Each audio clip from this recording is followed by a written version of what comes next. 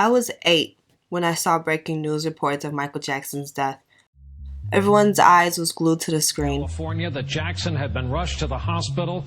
There were grave reports. Michael Jackson, the king of pop. Jackson has died in Los Angeles this afternoon. Fox News According to the LA Times, Michael Jackson has been pronounced dead. We lost two great American icons today.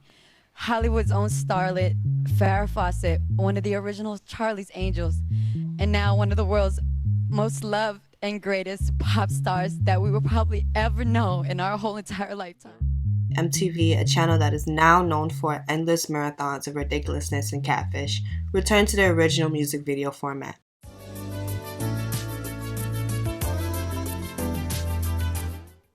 Looking back, it made me think of how much of an impact Michael had on the network.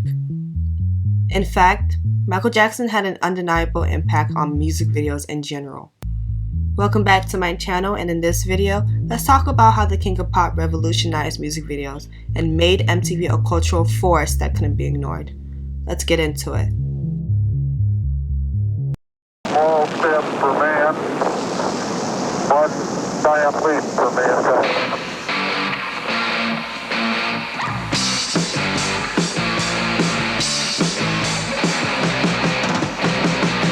On August 1st, 1981, MTV aired for the very first time on cable television.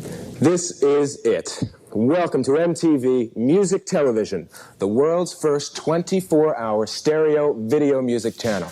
This time, Generation X were not only hearing their favorite songs, but watching their favorite artists perform them. You want to watch TV instead of watching like a show, you watch on TV. I usually turn it on just for the videos. At that time, music videos were a novelty that some American artists were not on board with. The fact that a kid grows up, dreams about playing the guitar, and all of a sudden has to be an actor. To me, that makes absolutely no sense at all. Business of making music. I'm not an actor, and I'm not a dancer, and I'm not trying to sell my face. In the beginning, MTV was originally branded as a rock channel, meaning they were only interested in airing music videos made by rock bands. Fewer black artists were featured on the channel since the channel believed that most of the black artists did not feel the rock and roll genre. Buzz Brendel, former director of MTV's music programming, had this to say. MTV was originally designed to be a rock music channel.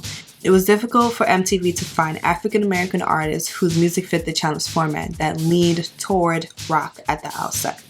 But this simply was not true. A special news report from 1983 noticed the double standard as well. This Gladys Knight and the Pips video music film will probably never be seen by the 13 million potential viewers of MTV.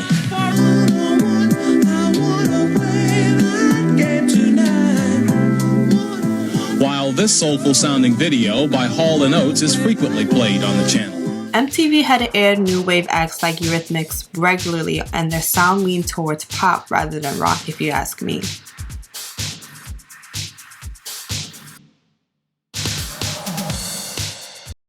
Black artists like Rick James had been vocal about the color barrier when his Super Freak video was constantly getting rejected by the network.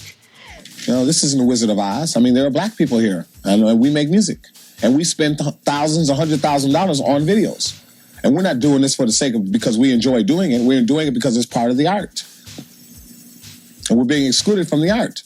While Rick James went talking to different news outlets and journalists about MTV's race problem, David Bowie wasted no time confronting Mark Goodman, one of the original video jockeys of MTV, in this now famous 1983 interview. I'm just floored by the fact that there's so few black artists featured on it. Why is that? I think that we're trying to move in that direction. We want to play artists that seem to be doing music that fits into what we want to play for MTV. Now, to be fair, Goodman and the other VJs are not solely responsible for MTV's lack of diversity. But Goodman's response only dug a deeper hole for the network. But there seem to be a lot of black artists making very good videos that I'm surprised aren't used on MTV.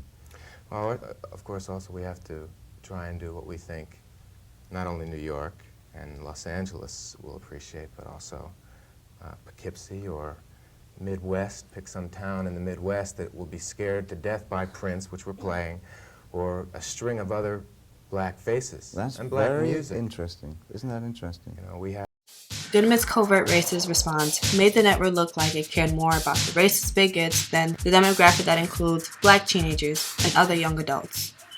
In that same year, one man would tear down the color barrier and revolutionize music videos forever. That man was Michael Jackson.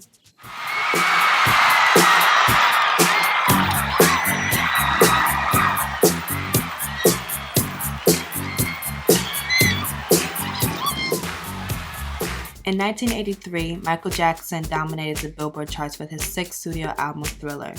It remains the best-selling album of all time with 66 million copies sold Shocked when worldwide. someone comes up to buy the Thriller album. It seems everybody has it already. Anything with Michael Jackson on it does continue to sell. I work in a record store and it still just flies out of the store every week.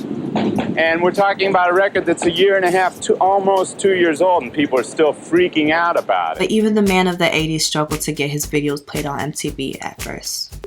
Which lead us to the story of Billie Jean. Starting with this guy, Walter Yankonoff. Yankonoff was the president of CBS Records. According to Yankonoff, when the record label sent the Steve Barron-directed video to MTV, they refused it since they were a rock-only station. Yankonoff was not having it. Matter of fact, he even threatened to pull every one of his artist videos from the music channel. I said to MTV, I'm pulling everything we have off the air, all our product. I'm not going to give you any more videos, and I'm going to go public and fucking tell them about the fact that you don't want to play music by a black guy. As a result, they quickly relented and aired Billie Jean on March 10th, 1983. This time, it was on heavy rotation. 5 days before the video premiere, Billie Jean had reached #1 on the Billboard Hot 100. The video added more fuel to the fire, in a good way of course, selling an additional 10 million copies after the video release. Now Jackson's next single is different from the previous one. He and Quincy Jones experiment with a darker, hard rock sound. I'm talking about Beat It.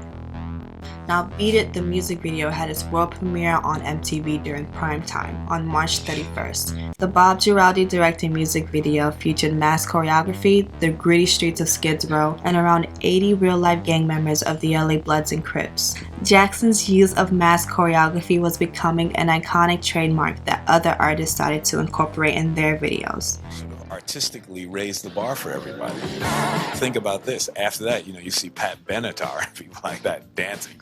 We are young. Oh Lord, now we have to dance too. Heartache to heartache, we say. All of a sudden, everybody is Fred Astaire. Not only did Jackson have exciting and infectious singles, he had the visuals to match. However, there is one more music video that truly solidified Jackson as a video sensation while revolutionizing music videos and adding cultural credibility to MTV.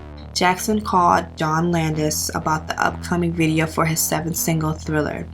Although Landis was sleepy as hell when Jackson called him at 2 a.m., together they came up with the idea to make a spooky and extraordinary short film. Jackson wanted to make a video similar to Landis' horror film in which one of the characters turned into a werewolf.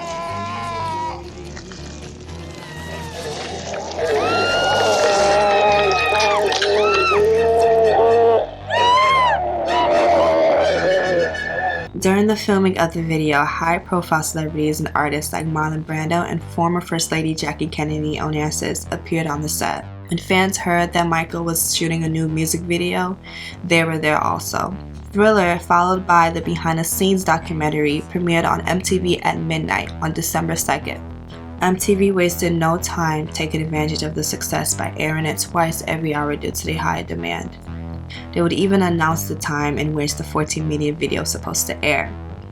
If you don't believe me, believe these words uttered by Les Garland, a former MTV executive. Let's tell them when we are going to play it again.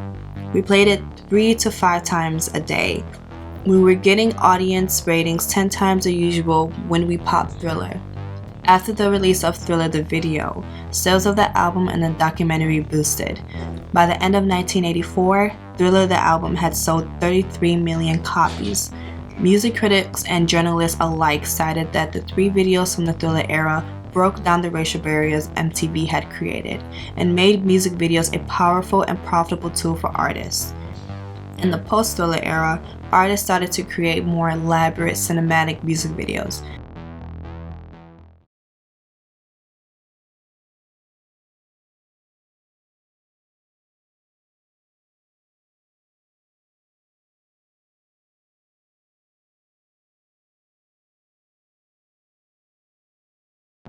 Nina Blackwood, one of the first VJs for MTV, noticed a change in music videos as well. We saw videos get more sophisticated, more storylines, and way more intricate choreography. It's clear that the King of Pop set the standard for music videos, broke down color barriers, and helped establish MTV as the cultural force we know today. I'm closing this video with a quote from the legendary producer Quincy Jones. "It was the beginning of MTV, back when MTV wasn't even playing black music. In a way, Michael and MTV rode each other to glory in terms of establishing videos. I still see videos made last month that look like videos he made 25 years ago." Well, that is some true legendary shit.